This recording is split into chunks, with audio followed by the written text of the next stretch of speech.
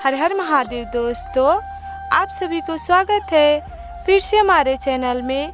महादेव आप सभी पर अपना कृपा सदैव बनाए रखे। आशा करती हूँ आप सभी स्वस्थ होंगे। दोस्तों, आज मैं फिर से एक नई कथा के साथ आप सबके बीच में आ गई हूँ और आज मैं आप सभी को एक गरीब परिवार की बहुत ही दर्द भरी कथा सुनाने वाली हूँ और आप सब इस कथा को पूरा जरूर ही सुनिएगा। और आप सभी को हमारी कथा पसंद आए तो प्लीज़ आप सब हमारे वीडियो को लाइक, शेयर और चैनल को सब्सक्राइब कर बेल आइकन को जरूर ही प्रेस कीजिएगा, क्योंकि जब भी मैं नई वीडियो अपलोड करूं तो आप सभी के पास पहुंचे। तो दोस्तों, एक समय की बात है कि एक गरीब परिवार किसी नगर में रहा करते थे। उनके सदस्य में पति पत्नी और उनके 2 बच्चे, लड़का और लड़की थे। और वो इतना गरीब थे कि उनके पास कुछ भी खाने का नहीं था। और चारों परिवार महादेव का बड़ा ही भक्ति भाव किया करते थे। वो प्रतिदिन एक गांव में जाकर भीख मांग कर लाते और अपने घर परिवार को भीख मांग कर ही चलाते, खिलाते पिलाते थे, रहा करते थे। उनका गुजर बस इसी तरह चल रहा था। वो प्रतिदिन केवल एक ही दिन के लिए मांग कर लाते, एक ही गांव में प्रतिदिन जाते और मांग कर लाते और अपना घर परिवार इसी तरह चला रहे थे।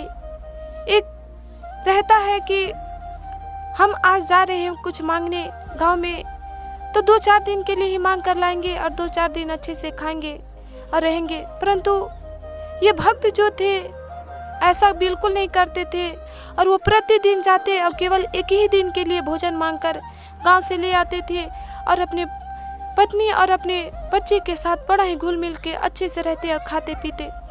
और इसी तरह समय बीत रहा था। तो एक दिन का बात हुआ कि जो पति थे जब गांव में भीख मांगने के लिए गए तो उन्हें जिसके घर वो जाते वो दरवाजे बंद कर लेते और कहते कि प्रतिदिन इसे देखते हैं कि इसी गांव में भीख मांगने चले आता है और इसको कहीं भीख नहीं मिलता है का। प्रतिदिन देखो तो मुंह उठाकर चल आएगा हम लोग के दरवाजे पर ही भीख मांगने के लिए। जिसके दरवाजे पर वो जाते वो सब अपने दरवाजे को बंद कर लेते और उन्हें भीख नहीं देते। और इसी तरह उनके 4 दिन बीत जाती हैं। पहले दिन भी गए तो उन्हें कुछ खाने को नहीं मिला, दूसरे दिन भी गए तो उन्हें इसी तरह सभी लोग दरवाजे बंद कर ले रहे थे और उन्हें कोई भी कुछ भीख नहीं देता था। सब लोग कहते कि ये तो प्रतिदिन हम ही लोग के दरवाजे पर मुंह उठाकर चला आता है, लगता है इसे और कोई गांव नजर ही नहीं आता है। प्रतिदिन भला कोई किसी को कितना भीख देगा। और इसी तरह सभी लोग कहते और अपना दरवाजा बंद कर लेते थे। उन्हें कोई भी कुछ खाने को नहीं देता था। जब थक गए, निराश हो गए, उन्हें कोई कुछ खाने को नहीं दिया, 4 दिन बीत गया।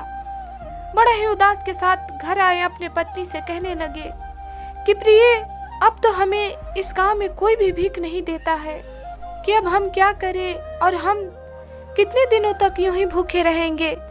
तभी उनकी पत्नी कहती है अपने पति से कि स्वामी, हम दोनों तो भूखे रह लेंगे कई दिनों तक, परंतु हमारे जो बच्चे हैं वो इतने दिनों तक कैसे सहन कर पाएंगे और वो भूखे हैं, ये तो हमसे दिखा नहीं जा रहा है।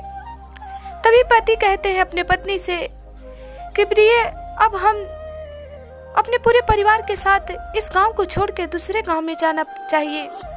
महादेव का कृपा होगा तो महादेव की दया से हमें कुछ दूसरे गांव में खाने पीने को जरूर ही मिलेगा और हमारी भूख भी मिट जाएगी, कि हमें भी बहुत ही जोरों से भूख लगी है। अब हमें चलने का भी मन नहीं कर रहा है। वो पूरे परिवार भूख के मारे थक जाते हैं।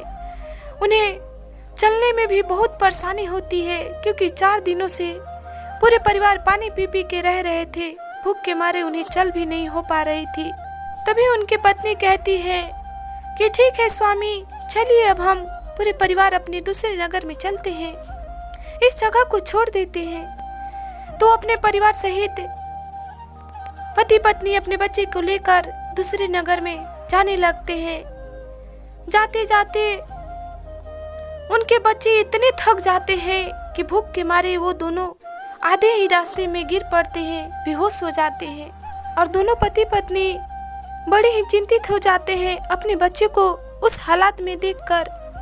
तभी मन को मनाते हुए पति जो थे अपनी पत्नी से कहते हैं कि रुको प्रिय, तुम बच्चे को यहीं पर ध्यान रखो, हम देखते हैं आसपास में कहीं पानी भी मिल जाए तो हम लाते हैं, अपने बच्चे को पिलाएंगे कि पीकर बच्चे पानी को चलेंगे दूसरे नगर में। तो पत्नी कहती है कि ठीक है, जल्दी ही लेकर आइएगा।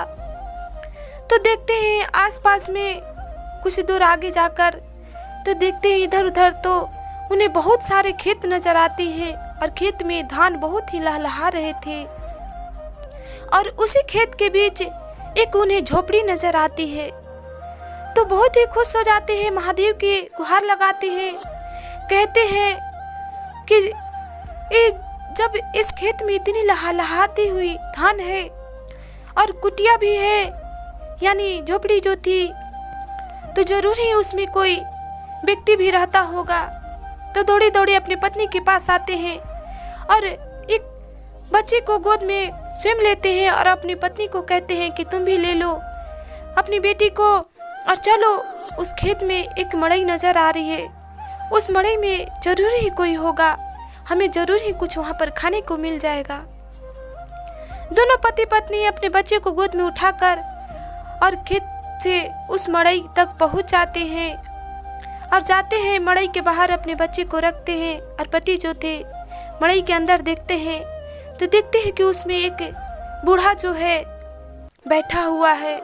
वो बहुत बूढ़ा था और वो कोई और नहीं था, वो तो स्वयं महादेव थे जो उस सुनसान जगह में खेत लहलहाती हुई धान की बनाकर और एक मड़ई बनाकर उसी में बैठे हुए थे, अपने भक्त की राह देख रहे थे कि उनके भक्त जो थे इतने भूख से पीड़ित हो गए थे कि फिर भी महादेव पर अपनी जो आस्था थी, विश्वास थी, वो नहीं छोड़ रहे थे और भक्ति अपने मन में लगाए हुए थे और उन्हीं के विश्वास के सहारे रास्ते को तय कर रहे थे। तभी पति पत्नी जब पहुंच जाते हैं तो बड़ा ही उम्मीद के साथ पति जो होते हैं वो कहते हैं बाबा से कि बाबा, क्या आपके पास कुछ खाने को है? आप मुझे केवल एक मुट्ठी कुछ खाने को दे दीजिए, मैं उसी एक मुट्ठी अनाज को खिलाकर अपने दोनों बच्चों को इस अवस्था से ठीक कर सकता हूँ, उसे पानी पिला दूंगा कुछ खिलाकर। तभी बाबा कहते हैं कि बेटे, हम तो खुद अब जब हमारे घर वाले कुछ खाने को लाते हैं तो खाते हैं, और आज हमारे घर वाले जब खाने को लाए थे तो मैं तो कुछ देर पहले ही खा लिया, परंतु तुम निराश मत हो, हम तुम्हें यूं ही नहीं जाने देंगे यहाँ से। तभी महादेव जो थे अपनी मड़ई में इधर उधर देखने लगते हैं कि कुछ तो मिल जाए।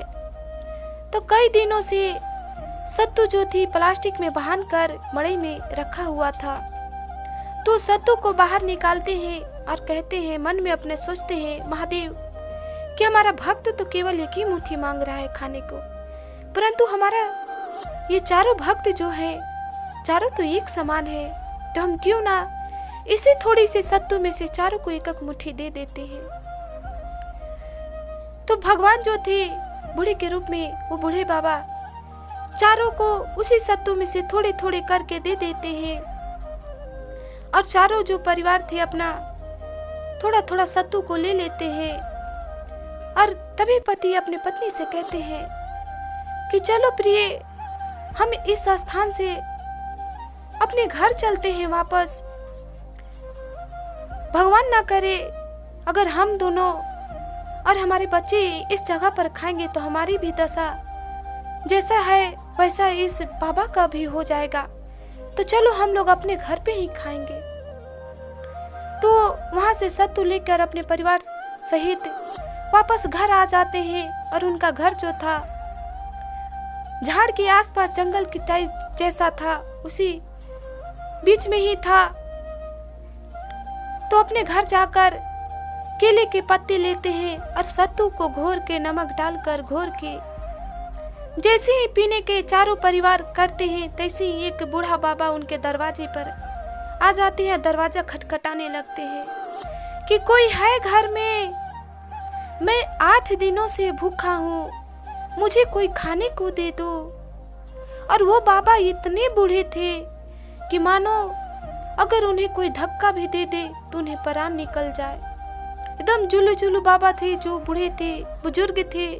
और वो स्वयं महादेव अपने भक्त की परीक्षा लेने आए थे।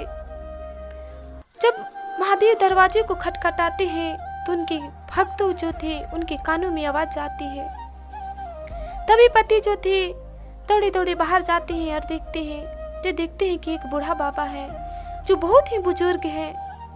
फिर वो अपने घर आते हैं, घर में वापस, और पत्नी से कहते हैं कि बाबा कुछ खाने को मांग रहे हैं, कि तुम एक काम करो कि तुम तीनों खा लो और हम अपने हिस्से के जो सत्तू है हम वो बाबा के दे रहे हैं, आज हम भूखे ही रह लेते हैं, महादेव की दया से हमें कल कुछ खाने को मिल ही जाएगा। तो वो क्या करते हैं कि अपने हिस्से के सत्तू जो होते हैं वो बाबा के लिए जाकर दे देते हैं, और बाबा सत्तू को ले लेते हैं। और फिर वापस वो घर में आते हैं तो उनकी पत्नी कहने लगती है कि स्वामी, ये भला कैसे हो सकता है कि पति ना खाए और पत्नी खा ले, कि एक काम कीजिए कि आप हमारे भी हिस्से के बाबा को जाकर दे दीजिए, बाबा ही खा लेंगे, क्योंकि बाबा तो 8 दिनों से भूखे हैं, हम पूरे परिवार तो 4 दिन से ही भूखे हैं, परंतु वो बाबा जो है तो 8 दिनों से भूखे हैं। पत्नी भी अपने हिस्से के पति को दे देती है बाबा को देने के लिए। जब पत्नी का हिस्सा भी पति बाबा को देकर चले आते हैं, तब उनके बच्चे अपने माता पिता से कहने लगते हैं कि माँ, पापा, ये भला कैसे हो सकता है कि माता पिता जो है भूखे रहे बैठे हुए और उनके बच्चे जो है वो स्वयं खा ले। हम दोनों से तो ऐसा बिल्कुल नहीं होगा, कि आप दोनों एक काम कीजिए कि हम दोनों का भी जो खाना है वो बाबा को ले जाकर दे दीजिए, बाबा खाकर बड़ा ही खुश हो जाएंगे। पहले का जमाना का जो था, बच्चे लोग माता पिता को भूखे नहीं देखते थे, वो जब तक ले माता पिता नहीं खाते वो स्वयं नहीं खाते थे, परंतु आज के समय में ऐसा बिल्कुल नहीं है। तो जो पूरे परिवार भूखे थे 4 दिनों से, बाबा के 8 दिनों के भूख को देखकर वो समस्त अपने परिवार अपने हिस्से के थोड़े थोड़े जो सत्तू थे वो बाबा को दे देते हैं। और बाबा जो होते हैं उनके पूरे परिवार के हिस्से के जो सत्तू थे वो बहुत ही कुशल मंगल होकर सत्तू को पी लेते हैं उसी केले के पत्ते में। और जिस क्षण बाबा सत्तू को पी रहे थे उस समय अपने पूरे परिवार चारों जो थे, पति पत्नी और उनके बच्चे, हाथ जोड़कर और बाबा के पास ही बैठे हुए थे और महादेव के ध्यान में लगे हुए थे। और परंतु महादेव का चमत्कार देखिए कि जो बाबा जब सत्तू पी रहे थे उनके तो पेट में जा रही थी स्वयं, परंतु एहसास उनके भक्त पर हो रही थी। उनको लग रहा था कि हम स्वयं सत्तू को पी रहे हैं, उनके पेट भर रही थी। भगवान पी रहे थे परंतु उनके भक्त का पेट भर रहा था। भगवान की दया से उनकी भूख जो थी वो मिट जाती है और वो उसी तरह आँख को बंद किए थे। और साधु बाबा सत्तू पीने के बाद अपने हाथ को धोते हैं और हाथ धोते समय जो पानी की छींट जहाँ जहाँ जाती है वहाँ पर बहुत सारे सोने हो जाते हैं। और उसी क्षण एक लोमड़ी जो होती है उसी रास्ते से पार कर जाती है जहाँ बाबा अपने हाथ को धोए थे। और जैसे ही पार की थी लोमड़ी और सोने की छांव उसके शरीर पर पड़ी थी, जितनी दूर छांव लोमड़ी के शरीर पर पड़ी थी उतनी दूर लोमड़ी का जो बदन था वो भी सोने के बन जाता है। और जब आँख खुलती है महादेव के भक्तों को, तो जब अपनी आंखों को खोलते हैं तो देखते हैं कि उनके पास सोने चांदी बहुत सारे पड़े हुए हैं सोना, और उनका घर जो था वो महल का बन गया है। बड़ा ही खुश हो जाते हैं। और लोमड़ी इधर जो थी जाते जाते जब जंगल में अपने बदन को देखती है तो देखती है कि उसका जो बदन था आधा सोना का है और आधा उसका उसी तरह है। तो उसके मन में एक विचार होता है कि जब हम भिखारी के घर गए जूठन को लांघे तो हमारा आधा शरीर सोना का हो गया, तब राजा के घर जब जाएंगे तो मेरा शरीर तो पूरा सोना का हो जाएगा। कि हम एक काम करते हैं कि अब हमें एक राजा के घर जाने पड़ेगा, तभी हमारा पूरा बदन जो है वो सोना के बन जाएगा। और इधर राजा रानी जो थे बड़ा ही खुश थे अपने स्थिति को देखकर, और रानी का मन में विचार आता है तो राजा से कहती हैं कि राजा कि क्यों ना अब हम दोनों मिलकर अपने घर में बहुत ही अच्छे से धूमधाम से महादेव का पूजा रखवाएं और भंडारा भी कराएं। राजा भी अपनी पत्नी की बातों को स्वीकार कर लेते हैं, कहते हैं ठीक ही है, तुम्हारा निर्णय जो है बहुत ही अच्छा है कि 8वें दिन ही हम अपने घर में पूजा कराएंगे।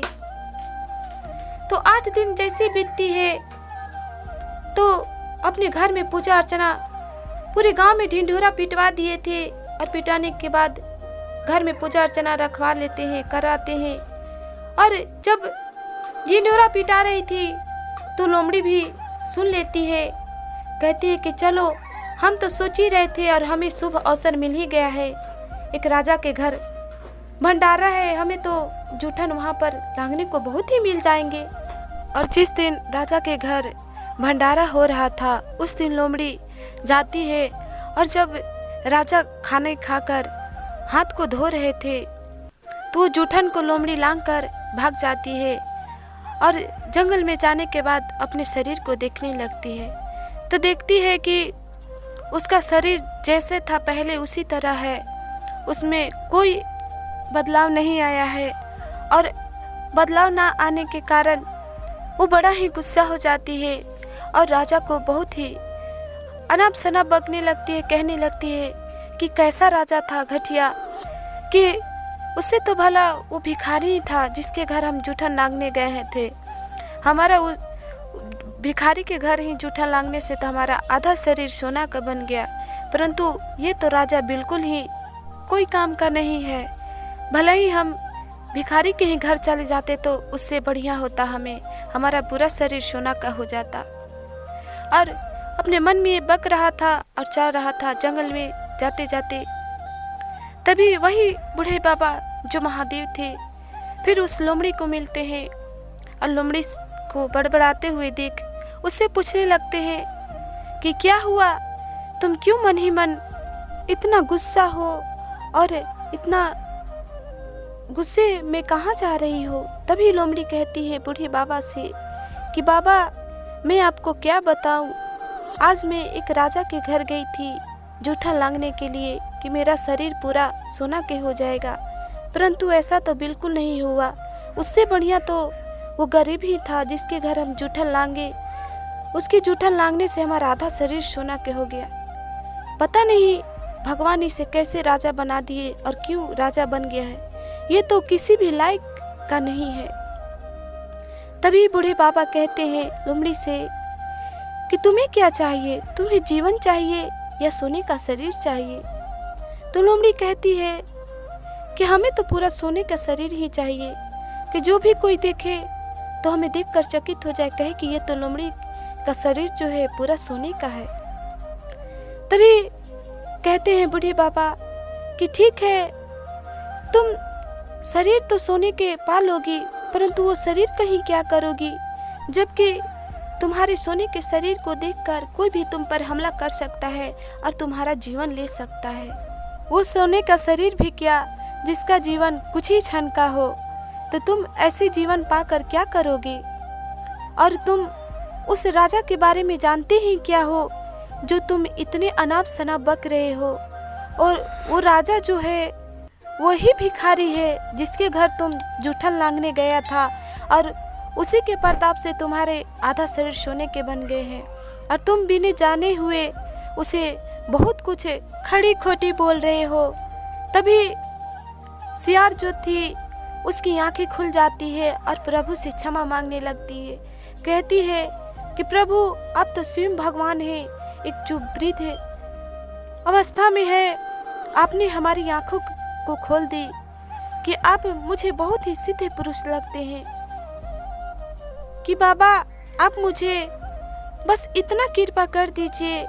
हम जानते हैं कि वो भिखारी के घर स्वयं आप ही थे, हमने तो आपको ध्यान से नहीं देखा, परंतु आप ही थे कि आप मुझ पर इतना कृपा कर दीजिए कि हम जैसे पहले के भांति थे उसी प्रकार आप मुझे बना दीजिए। हमें सोने का शरीर नहीं चाहिए, हमें अपना जीवन चाहिए, हमें जीवन ही अपना प्यारा है। तभी भगवान भोलेनाथ उस सियार के आधे जो शरीर सोने के थे उसे भी पहले की भांति बना देते हैं और सियार जो थी भगवान की भक्ति में विभोर हो जाती है। और गरीब परिवार भी जो था वो महादेव की दया से उनके पास किसी भी प्रकार की कोई कमी नहीं होती है और अन्न धन घर सभी लोग उनके पास, सभी चीज उनके पास रहने लगते हैं और वो पूरे परिवार अच्छे से रहने लगते हैं। उनके पास महादेव की दया से बहुत कुछ हो जाती है। तो दोस्तों आशा करती हूँ आप सभी को आज की हमारी कथा पसंद आई हो, तो प्लीज आप सब हमारे कमेंट बॉक्स में महादेव का नाम एक बार जरूर ही लिखिएगा। महादेव आप सभी पर अपना कृपा सदैव बनाए रखे। हर हर महादेव।